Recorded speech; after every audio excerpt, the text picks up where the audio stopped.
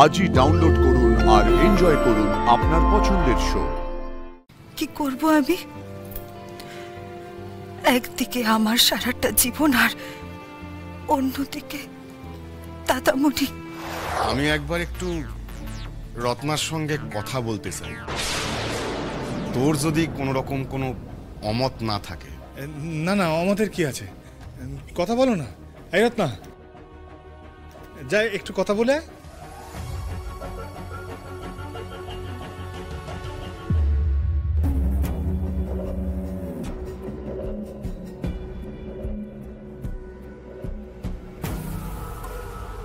তোমার কি কিছুই বলার নেই রত্না? আচ্ছা মেজদি ভাই, এই বিয়েতে দাদামণির উপর কোনো চাপ পড়বে না তো?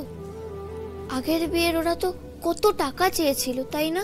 দাদামণির ওপর চাপ পড়বে না সেটা ঠিক কথা রে, কিন্তু বর্দি ভাই না খুশি থাকতো জানিস। বর্দি ভাই অম্লানবাবুকে সত্যি সত্যি ভালোবেসেছিল।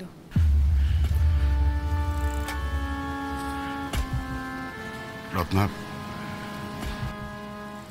চুপ করে থেকো না রত্না। দেখো, তোমার মতটা কিন্তু আমার জানা খুব জরুরি। আমি জানি যে তোমার মতে এই বিয়েটা হলে কারোর কিছু এসে যাক বা না যাক, কিন্তু আমার যায়। আমি তোমাকে ভালোবাসি রত্না।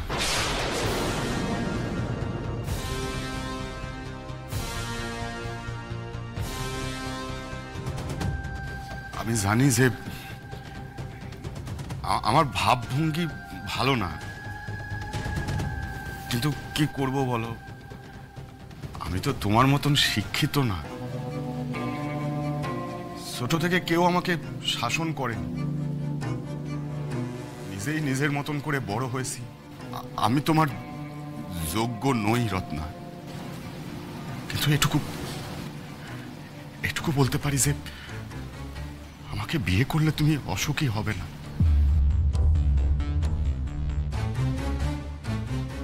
কি জানি ভেতরে ওরা কি কথা বলছে। হে মা ভুবনেশ্বরী, ওরা যেন নিজেদের ভেতর কথা বলে এই বিয়েতে রাজি হয়ে যায়। জয় মা ভুবনেশ্বরী, জয় মা।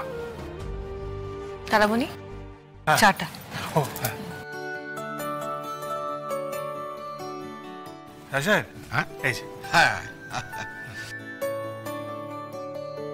লক্ষ্মী মা, চা।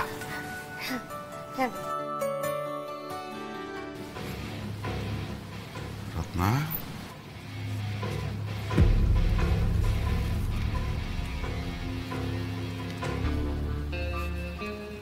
আমাকে তুমি ভয় পাও তাই না?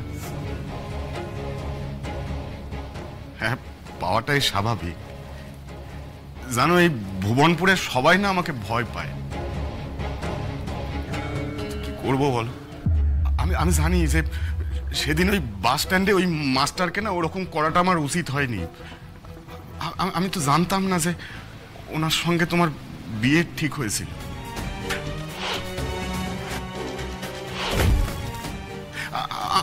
আমার না ভুল হয়ে গেছে রত্না, আমাকে ক্ষমা করে দাও তুমি। আমি না বুঝে আসলে আমি তোমাকে খুব ভালোবাসি রত্না। তুমি বারবার আমাকে এড়িয়ে গেছো, আর তুমি যতবার এড়িয়ে গেছো আমি তোমার সামনে ঢাল হয়ে থাকার চেষ্টা করেছি। আমার জন্য না হোক, আমার মায়ের জন্য। হ্যাঁ রত্না, মা কিন্তু তোমাকে ওই বাড়ির বউ হিসেবে মেনে নিয়েছে রত্না। হে মা ভুবনেশ্বরী, রত্না যেন কিছুতেই এই বিয়েতে রাজি না হয়। ওকে তুমি রক্ষা করো মা।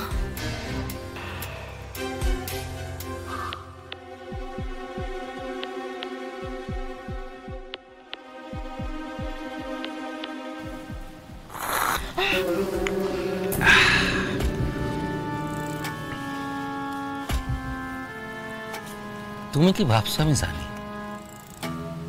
তোমাকে এতদিন ধরে দেখছি আর বুঝতে পারবো না তুমি কি ভাবছো। তুমি ভাবছো যাতে প্রতাপ আর রত্নার বিয়েটা ভেঙে যায়, কিন্তু আমি আমার ছেলেরে চিনি। প্রতাপ ও কখনোই এ বিয়ে ভাঙতে দেবে না, রত্নারে রাজি করাবেই। আর রত্নারে আমি এই বাড়ির থেকে বউ করে নিয়ে যাব, চাকরানি করে।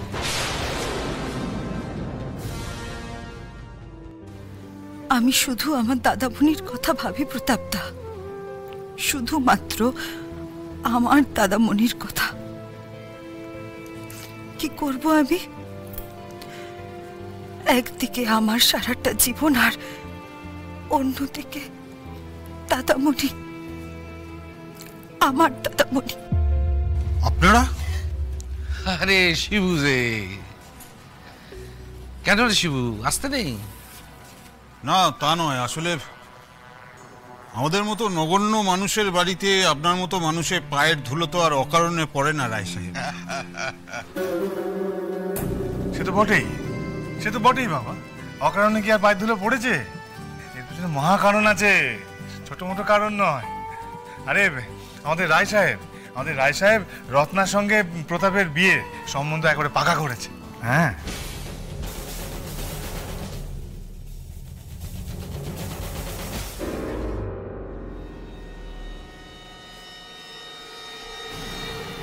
রত্না,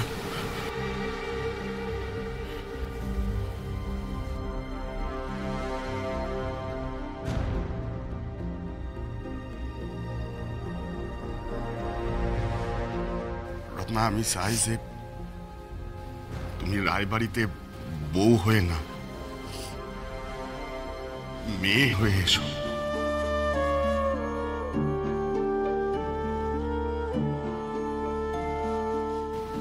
তোমাকে ভালোবাসি।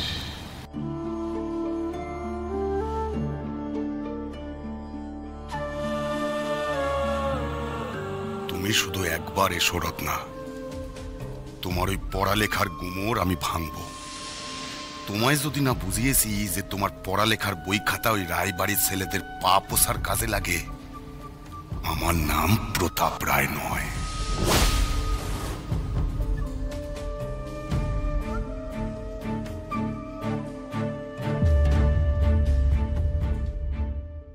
রত্নার সাথে প্রতাপের বিয়ে? হ্যাঁ বাবা, তুমি খুশি হওনি?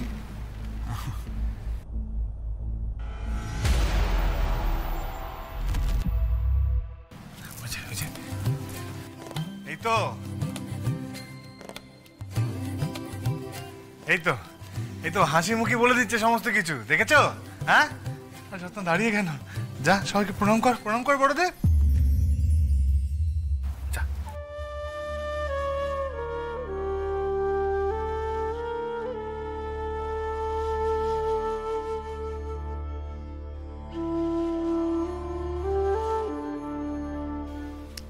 থাক মাথা, সুখী হও।